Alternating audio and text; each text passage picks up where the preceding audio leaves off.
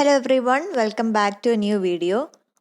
Today we'll be discussing the poem Gandhi and Poetry by K. Sachidanandan, which comes under Kerala Culture and Literature in MAS4. So as usual, we'll start with the poet. K. Sachidanandan is an Indian poet and critic writing in Malayalam and English. A pioneer of modern poetry in Malayalam, a bilingual literary critic, playwright, editor, columnist, and translator. He is the former editor of Indian Literature Journal and the former secretary of Sahitya Academy. He is also social advocate for secular anti-caste views, supporting causes like environment, human rights, and free software, and is a well-known speaker on issues concerning contemporary Indian literature. He is the festival director of Kerala Literature Festival. And this particular poem, as the title denotes, Gandhi and Poetry, narrates an imaginative meeting between Mahatma Gandhi, the father of nation, and poetry. So here poetry is personified as a real person. Okay. And this is a conversation between the personified poetry and Mahatma Gandhi, and we see the origin of poetry and how it has come to a decline, and what is Gandhi's advice to poetry so that it can enrich itself again. So let's start. I'll read the poem first, stanza by stanza, and we'll go for the analysis. One day, a lean poem reached Gandhi's ashram to have a glimpse of the man. Gandhi, spinning away his thread towards Ram, took no notice of the poem, waiting at his door, ashamed at not being a bhajan. The poem now cleared his throat, and Gandhi glanced at him sideways, through those glasses that had seen hell. Have you ever spun thread? He asked. Ever pulled a scavenger's cart? Ever stood in the smoke of an early morning kitchen? Have you ever starved? The poem said, I was born in the woods, in a hunter's mouth. A fisherman brought me up in a cottage. Yet I knew no work, I only sing. First I sang in courts, then I was plump and handsome. But I am on the streets now, half starved. That's better, Gandhi said, with a sly smile, but you must give up this habit of speaking in Sanskrit at times. Go to the fields, listen to the peasant's speech. The poem turned into a grain and lay waiting in the fields for the tiller to come and upturn the virgin soil moist with new rain. This is the poem. So,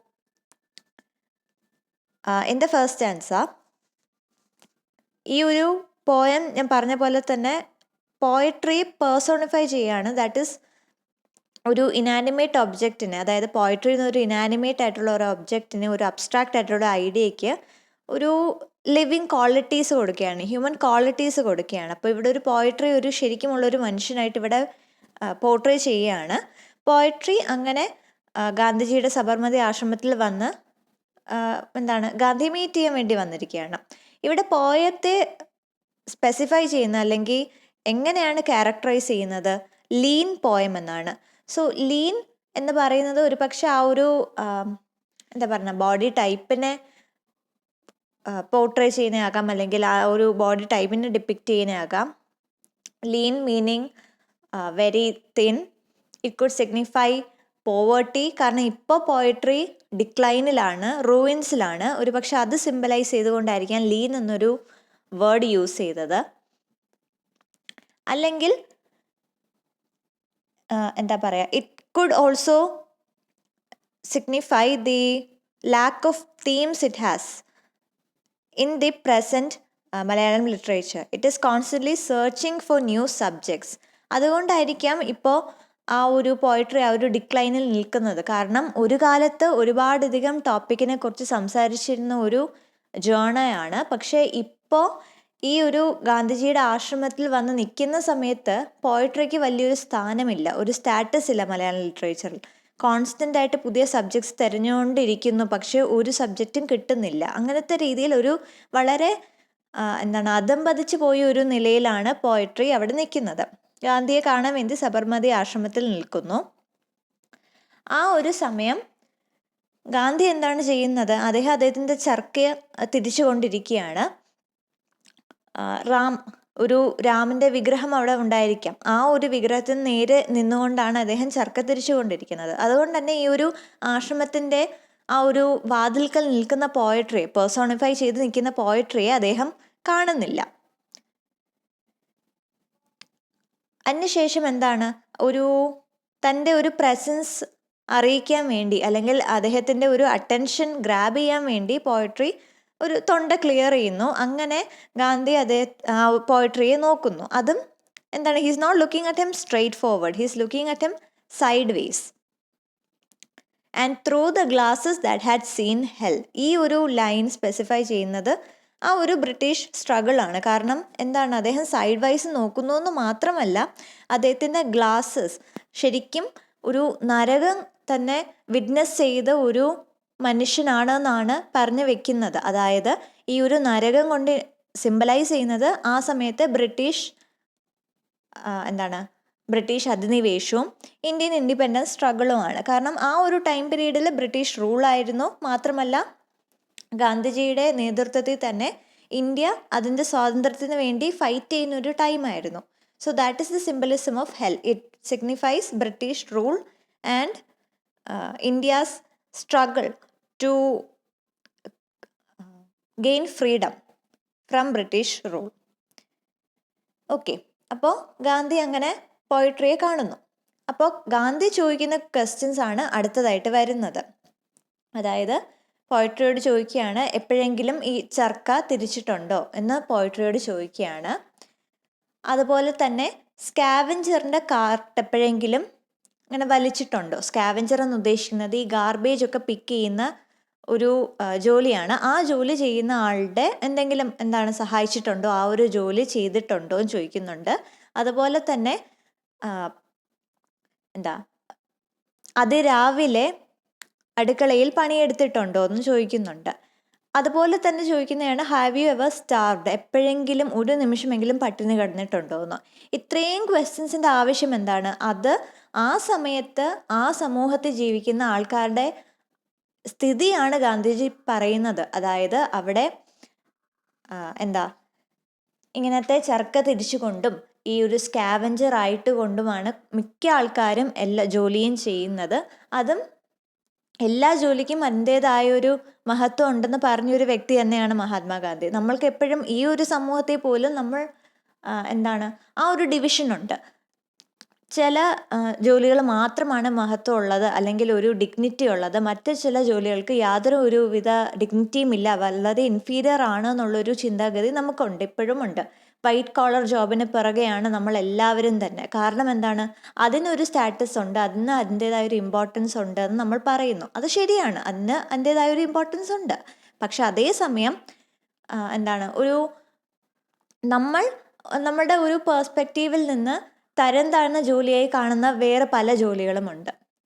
ആ ജോലികളെല്ലാം തന്നെ നമ്മൾ inferior ആണ്, ഇത് ചെയ്യുന്ന ആൾക്കാർ വളരെ മോശമാണ് എന്നുള്ള രീതിയിൽ നമ്മൾ ചിന്തിച്ച് വയ്ക്കുന്നുണ്ട്. പൊതുവേ ഉള്ളൊരു സമൂഹത്തിൻ്റെ പോയിന്റ് ഓഫ് വ്യൂ അങ്ങനെ തന്നെയാണ്. അപ്പോൾ അതുതന്നെയാണ് ഗാന്ധിജി ഇവിടെ പറഞ്ഞു വെക്കുന്നത്. സ്കാവഞ്ചറായിട്ടും ഇങ്ങനത്തെ ഗാർബേജ് പിക്ക് ചെയ്യുന്നവരും അതും ജോലിയാണ്, അവർ ചെയ്യുന്നതും ജോലിയാണ്, അവരും ജോലിക്കാരാണ്. അപ്പോൾ പോയട്രിയോട് ഈ വക ജോലികളൊക്കെ ചെയ്തിട്ടുണ്ടോ എന്ന് ചോദിച്ചുകൊണ്ട് അദ്ദേഹം കോമൺ മാൻ്റെ ആ ഒരു പ്ലൈറ്റാണ് അവിടെ പറയുന്നത്. അതുപോലെ തന്നെ പറയുന്നതാണ്, അത് രാവിലെ അടുക്കളയിൽ ജോലി ചെയ്തിട്ടുണ്ടോ എന്ന്. ആ സമയത്തെ ഇപ്പോഴും അടുക്കളപ്പണി ഒരു ഫെമിനിൻ ജോബാണ്, അല്ലെങ്കിൽ സ്ത്രീകളുടെ ജോലിയാണ് എന്നുള്ളൊരു ചിന്താഗതി ഇപ്പോഴും നിലനിൽക്കുന്നുണ്ട്. ഒരുപാട് മാറ്റങ്ങൾ വന്നിട്ടുണ്ട്. എന്നാൽ പോലും പ്രൈമറിലി അടുക്കളയിൽ ജോലി ചെയ്യുന്ന ആരാണെന്ന് ചോദിച്ചാൽ നമ്മൾക്ക് ഇപ്പോഴും ഒരു സ്ത്രീയാണ് അടുക്കളയിൽ ജോലി ചെയ്യേണ്ടത് എന്നുള്ള രീതിയിൽ ചിന്തിക്കുന്ന ഒരു സമൂഹം തന്നെയാണ് ഇവിടെ ഉള്ളത്. കുറേയൊക്കെ കാര്യങ്ങൾ മാറി വരുന്നുണ്ടെങ്കിൽ പോലും ഞാൻ പറഞ്ഞ ട്രഡീഷണലി ആ ഒരു ചിന്താഗതിയാണ്. അതുപോലെ തന്നെയാണ് ആ സമയത്ത് ഞാൻ പറഞ്ഞു ഒരുപാടധികം പോവേർട്ടി ഉണ്ടായിരുന്നു. ഇന്ത്യൻ ഇൻഡിപെൻഡൻസ് സ്ട്രഗിളിൻ്റെ സമയമാണ്. ആ സമയം അതിനപ്പുറവും poverty was at its peak. Lot of people were struggling. ആ ഒരു സ്ട്രഗിളാണ് ശരിക്കും മഹാത്മാഗാന്ധി ഈ ഒരു ക്വസ്റ്റ്യൻസിലൂടെ പറഞ്ഞു വെക്കുന്നത്. അതായത് പോയട്രിയോട് എപ്പോഴെങ്കിലും ഈ ഒരു സാധാരണക്കാരൻ്റെ ജീവിതം പോയട്രി സബ്ജക്റ്റായി വെച്ചിട്ടുണ്ടോ എന്നാണ് ചോദിക്കുന്നത്. അപ്പോൾ അതിന് ഉത്തരമായി പോയട്രി സ്വന്തം ജീവിതകഥയാണ് പറയുന്നത്. എങ്ങനെയാണ്? I was born in the woods in a hunter's mouth. A fisherman brought me up in a cottage. അതായത് ആ ഒരു ഹിസ്റ്ററി എങ്ങനെയാണ് പോയം വന്നത് എന്നാണ് പറയുന്നത്. പോയം പറയുന്നത് തൻ്റെ ജനനം ഒരു ഫോറസ്റ്റിലാണ് എന്നാണ് പറയുന്നത്. അതിൻ്റെ ഒരു റെഫറൻസ് ആയിട്ട് പറയുന്നത് വാൽമീകിയുടെ കാര്യമാണ്. അതായത് രാമായണം രചിച്ച വാൽമീകിയുടെ കഥയും അദ്ദേഹത്തിൽ നിന്നാണ് ഈ ഒരു പോയട്രി വന്നത് എന്നാണ് ഈ ഒരു ബർത്തിൽ ഈ ഒരു റെഫറൻസ് ആയിട്ട് പറയുന്നത്. Because Ramayana is considered to be one of the major Indian epics and it is written in a poetic form, epic poetry form. So that's the reason why the birth of the poem is said to be from the hunter's mouth. Valmiki ഒരു സന്യാസിയാകുന്നതിന് മുന്നേ ഒരു വേട്ടക്കാരനായിരുന്നു. രത്നാകരൻ എന്നൊരു വേട്ടക്കാരനായിരുന്നു. സപ്ത ഋഷികളുമായി അദ്ദേഹം കൂട്ടിമുട്ടുന്നു. അങ്ങനെ സപ്ത ഋഷികൾ അദ്ദേഹത്തെ ഉപദേശിച്ചാണ് പിന്നീട് തപസ് ചെയ്ത് രത്നാകരൻ എന്ന വേട്ടക്കാരൻ വാൽമീകി എന്ന ഒരു സന്യാസി ആവുകയും രാമായണം രചിക്കുകയും ചെയ്തത്. ഇതാണ് പുരാണം. ഒരു പക്ഷേ ആ ഒരു റെഫറൻസ് ആയിരിക്കാം ഹണ്ടേഴ്സ് മൗത്ത് എന്നതുകൊണ്ട് ഉദ്ദേശിക്കുന്നത്. അതിനുശേഷം ഒരു ഫിഷർമാൻ ആ ഒരു പോയട്രി തന്നെ വീണ്ടും പ്രൊമോട്ട് ചെയ്യുന്നു. അങ്ങനെ ഒരു പക്ഷേ ഇതിൽ വരുന്ന ഒരു റെഫറൻസ് എന്ന് പറയുന്ന ഓറൽ ട്രഡീഷനും കൂടി ആയിരിക്കാം. കാരണം തുടക്കത്തിൽ തന്നെ ലിറ്ററേച്ചർ പൊതുവെ എടുക്കുമ്പോഴും പോയട്രി സ്പെസിഫിക് ആയിട്ട് എടുക്കുമ്പോൾ പോലും ഓറൽ ട്രഡീഷൻ ആയിരുന്നു നേരത്തെ തന്നെ ഉണ്ടായിരുന്നത്. ഏറ്റവും കൂടുതൽ പോപ്പുലറൈസ് ആയിരുന്നതും ഓറൽ ട്രഡീഷൻ ആയിരുന്നു. വാമൊഴിയായിരുന്നു ഏറ്റവും കൂടുതൽ ഉണ്ടായിരുന്നത്. ഒരുപക്ഷെ അതായിരിക്കാം പറയുന്നത്. കാരണം തുടക്കത്തിൽ തന്നെ ഈ ഹണ്ടേഴ്സും ഫിഷർമെനും പോലത്തുള്ള സാധാരണക്കാരുടെ വാമൊഴിയിൽ നിന്നാണ് പല രചനകളും വന്നിട്ടുള്ളത്. നമ്മൾ കേട്ടിട്ടുള്ള പല നാടൻ പാട്ടുകളും എല്ലാം തന്നെ വാമൊഴിയായിട്ടാണ് വന്നിട്ടുള്ളത്. അത് ഏറ്റവും കൂടുതൽ ചെയ്തിരുന്നതും അല്ലെങ്കിൽ പാടിയിരുന്നതും ആരാണ്? സാധാരണക്കാരാണ്. ഒരു പക്ഷെ ആ ഒരു റെഫറൻസ് ആയിരിക്കാം ഹണ്ടറും ഫിഷർമെനും കൊണ്ട് വരുന്നത്. അത് വേറൊരു ഇൻ്റർപ്രട്ടേഷനാണ്. പിന്നീട് എന്താ സംഭവിച്ചത്? പിന്നീട് പോയം കോർട്ടിലേക്ക് വരുന്നു. അതായത് രാജാവിൻ്റെ കീഴിൽ വരുമ്പോഴേക്കും ഹണ്ടറും ഫിഷർമെനും എല്ലാം മാറി. പിന്നീട് ആ പോയം കൈകാര്യം ചെയ്തിരുന്നത് കോർട്ട് പോയറ്റ്സ് എന്നൊരു ടാഗ് ഉള്ള ആൾക്കാർ തന്നെ ആയിരുന്നു. അതായത് രാജാവിൻ്റെ കീഴിൽ ആ ഒരു പാട്രണേജ് കൊണ്ട് ജീവിച്ചു പോകുന്ന കവികളുണ്ടായിരുന്നു.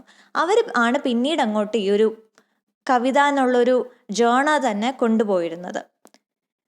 അങ്ങനെയാണ് ആ ഒരു ലൈൻ വരുന്നത്. First I San the court, then I was plumb and handsome. Meaning കോർട്ടിൽ വന്ന എല്ലാ കവികളും കൂടി പല രീതിയിൽ കവിത രചിക്കാൻ തുടങ്ങിയപ്പോൾ ഏറ്റവും കൂടുതൽ കവിതകൾ രചിച്ചിരുന്നത് ആ രാജാവിനെ പുകഴ്ത്തിക്കൊണ്ടായിരുന്നു.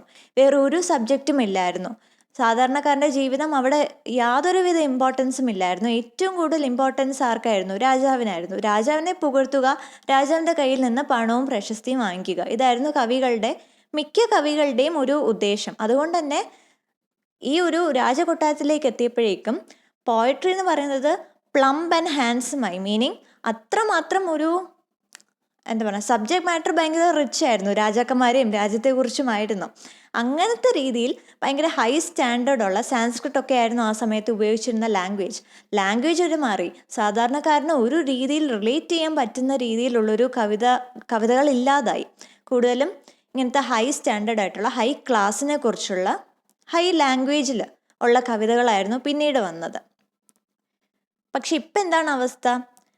But now I am on the streets half starved. എനിക്ക് തോന്നുന്നു അതിനുശേഷം ഡിക്ലൈനായി. രാജാവില്ല, രാജ്യങ്ങളില്ല. ബ്രിട്ടീഷ് അധിനിവേശം വന്നപ്പോഴേക്കും പോയട്രിയും നേരത്തെ ഉണ്ടായിരുന്ന ആ ഹൈ സ്റ്റാറ്റസ് നഷ്ടപ്പെട്ടു. അങ്ങനെ ഇപ്പോൾ പോയട്രി ശരിക്കും സബ്ജക്ട്സ് ഒന്നുമില്ലാതെ തന്നെ വളരെയധികം ഡിക്ലൈനിലേക്ക് എത്തി നിൽക്കുകയാണ്. അതാണ് പോയട്രിയുടെ ഒരു അവസ്ഥ. ഇത്രയും കേൾക്കുമ്പോൾ ഗാന്ധിജി പറയുന്നതാണ് that is better. Why? Because he acknowledges that being starved is better than living a regal life in royal court. കാരണം ഗാന്ധി പറയാണ് ശരി, ഇപ്പോഴും നിനക്ക് മനസ്സിലായല്ലോ സാധാരണക്കാരൻ്റെ അവസ്ഥ എന്താണെന്നുള്ളത്. കാരണം സാധാരണക്കാരനും ഇപ്പോൾ ഈ ഒരു പോയട്രിയുടെ അവസ്ഥ പോലെ തന്നെ പട്ടിണിയും പരിവട്ടവുമാണ്. അപ്പോൾ പോയട്രിക്ക് ഇപ്പം മനസ്സിലായി എന്താണ് ശരിക്കും സൊസൈറ്റിയിൽ നടക്കുന്നത്, എന്താണ് ശരിക്കും സാധാരണക്കാരുടെ പ്രശ്നങ്ങൾ എന്നുള്ളത് പോയട്രിക്ക് മനസ്സിലായി. അതിനുശേഷമാണ് അദ്ദേഹം ഒരു ഉപദേശം പോലെ പറയുന്നത്, എന്താണ്, സാൻസ്ക്രിറ്റ് ലാംഗ്വേജസ് ഉപയോഗിക്കുന്നത് നിർത്തണം, അതൊരു ഹാബിറ്റായി മാറി. പണ്ടത്തെ കാലത്ത് രാജാക്കന്മാരെല്ലാം പുകഴ്ത്താൻ വേണ്ടി സംസ്കൃത് അല്ലെങ്കിൽ ഹൈ ക്ലാസ്സിനെ പുകഴ്ത്താൻ വേണ്ടി സംസ്കൃത് ആയിരുന്നു ഉപയോഗിച്ചിരുന്നത്. അത് ഈ ഒരു ഹാബിറ്റ് മാറ്റേണ്ട സമയമായി. പകരം എന്ത് ചെയ്യണം, ഫീൽഡിൽ പോകണം. വീണ്ടും താഴെത്തട്ടിൽ പോയി, സമൂഹത്തിന് താഴെത്തട്ടിൽ പോയി, വയലുകളിലെല്ലാം തന്നെ പോയി അവിടുത്തെ കർഷകരുടെയും മുക്കുവരുടെയും എല്ലാം എന്താണ് അവർ പറയുന്ന എന്താണ്, അവരുടെ ജീവിതം എങ്ങനെയാണ്, അവരുടെ സ്ഥിതി എന്താണെന്ന് മനസ്സിലാക്കി വീണ്ടും സബ്ജക്റ്റ് മാറ്റർ ആ ഒരു രീതിയിലേക്ക് വരണമെന്നാണ് ഗാന്ധിജി പറയുന്നത്. അങ്ങനെ തന്നെ പോയം എന്ത് ചെയ്യുന്നു, ഒരു വിത്തായി വയലുകളിൽ പോയി എന്താണ് ആ ഒരു കൃഷിയുടെ ഭാഗമായി മാറുന്നു എന്നാണ് പറയുന്നത്. അതിൻ്റെ ബേസിക് ഐഡിയ എന്ന് പറയുന്നത്, ഒരു കാലത്ത് ഒട്ടും തന്നെ സാധാരണക്കാരന് റിലേറ്റ് ചെയ്യാൻ പറ്റാത്ത രീതിയിൽ ഭയങ്കര എക്സാജറേറ്റഡ് ആയിട്ടുള്ള സബ്ജക്റ്റ് മാറ്റേഴ്സ് ആയിരുന്നു പോയട്രിക്ക് ഉണ്ടായിരുന്നത്. ഗാന്ധിജിയായിട്ടുള്ള മീറ്റിങ്ങിന് ശേഷം പോയട്രി വീണ്ടും സാധാരണക്കാരൻ്റെ പ്രശ്നങ്ങൾ ഏറ്റെടുക്കാൻ തയ്യാറാവുകയാണ്. ഗാന്ധിജിയുടെ അഡ്വൈസും അതുതന്നെയാണ്. അതായത് നമ്മൾ ലാംഗ്വേജ് ഉപയോഗിച്ചും ലിറ്ററേച്ചർ ഉപയോഗിച്ചും നമുക്ക് ഈ ഒരു ബ്രിട്ടീഷ് റൂളിനെ റെസിസ്റ്റ് ചെയ്യാം. അപ്പോൾ ഏറ്റവും കൂടുതൽ സാധാരണക്കാർക്കാണ് ഏറ്റവും കൂടുതൽ വോയിസ് ഇല്ലാതെ പോകുന്നത്. അവർക്ക് കിട്ടാവുന്ന ഏറ്റവും നല്ലൊരു മീഡിയമാണ് ലാംഗ്വേജ് അല്ലെങ്കിൽ ലിറ്ററേച്ചർ എന്ന് പറയുന്നത്. അവർക്ക് സ്വന്തമായിട്ടൊരു പ്ലാറ്റ്ഫോം ഇല്ല, സ്വന്തമായിട്ടൊരു ശബ്ദമില്ല. അവർക്ക് വേണ്ടി ശബ്ദമാകാൻ കഴിയുന്നതാണ് ലിറ്ററേച്ചർ. അതുപോലെ തന്നെ സ്പെസിഫിക് ആയിട്ട് എടുത്ത് പറയുകയാണെങ്കിൽ പോയട്രി. അതുകൊണ്ടാണ് പോയട്രിയോട് ചെന്ന് വയലുകളിലും എന്താണ് കർഷകരുടെ ജീവിതത്തിലേക്കും ഇറങ്ങിച്ചെന്ന് അവരുടെ ആ ഒരു കാര്യങ്ങൾ മനസ്സിലാക്കി അത് സബ്ജക്റ്റ് മാറ്റർ ആക്കി മാറ്റി അവർക്കൊരു വോയിസ് കൊടുക്കാൻ ഗാന്ധിജി അഡ്വൈസ് ചെയ്യുന്നത്. So in conclusion, a simple fluid conversation between Gandhi occupied with his charkha and a personified poem standing at his door. This poem is a reminder of what power lies in the words to make connections with daily struggles of the people. Gandhi's injunction to the poem to speak for the common people or else retreat into silence remains ever pertinent. So ഈ പോയത്തിൻ്റെ theme നമുക്ക് അങ്ങനെ തന്നെ പറയാം. ബാക്ക്ഗ്രൗണ്ടായിട്ട് എന്താണ് British റൂളാണ് എന്നൊക്കെ പറയുന്നുണ്ടെങ്കിലും basic ആയിട്ടുള്ളൊരു theme ഇത് തന്നെയാണ്. ദാറ്റ് ഈസ് ഏതൊരു ലിറ്ററേച്ചറിൽ ഏതൊരു ജേണൽ ആയിക്കോട്ടെ, short story or poem or essay or novel, what ever it is, particularly poem, ഈ ഒരു പോയത്തിലും പോയട്രി എന്നൊരു ജേണയെ കുറിച്ചാണ് പറയുന്നത്. ഏതൊരു ജേണൽ ആണെങ്കിലും സാധാരണക്കാരൻ്റെ ലൈഫിനെ കുറിച്ചാണ് പറയുന്നതെങ്കിൽ സാധാരണക്കാരൻ്റെ ഒരു മീഡിയം ആകേണ്ടതാണ് ആ ഒരു ലിറ്ററേച്ചറിൻ്റെ ഏറ്റവും വലിയൊരു ഗോൾ എന്നാണ് ഗാന്ധിജി പറയുന്നത്. സാധാരണക്കാരൻ്റെ ശബ്ദമാവുക, സാധാരണക്കാരൻ്റെ റെപ്രസെൻറ്റേറ്റീവ് ആവുക, അതാണ് ഭാഷയുടെയും അതുപോലെ തന്നെ സാഹിത്യത്തിൻ്റെയും ഏറ്റവും വലിയൊരു ഉത്തരവാദിത്തം. ഇതാണ് മെയിനായിട്ട് ഗാന്ധിജി പറയാൻ ആഗ്രഹിക്കുന്ന ഒരു മെസ്സേജ്. അതാണ് പോയറ്റും പറയാൻ ആഗ്രഹിക്കുന്നത്. So that's the end of the video. I'll see you in the next video. Till then, take care. Thank you.